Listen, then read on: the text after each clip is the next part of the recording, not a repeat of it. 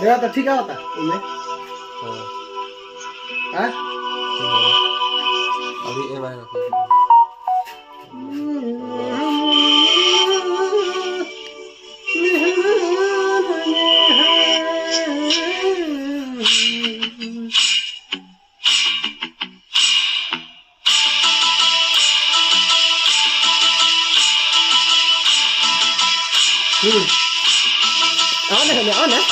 आओ ना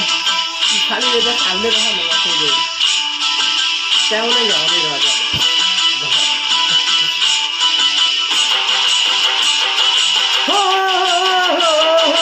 खाएला हमारा मिलल हो कथी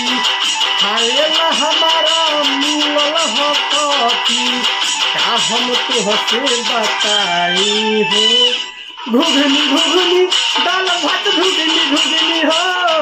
घुघनी घुघनी दाल भात घुघनी घुघनी घुघनी घुघनी दाल भात घुघनी और बात कर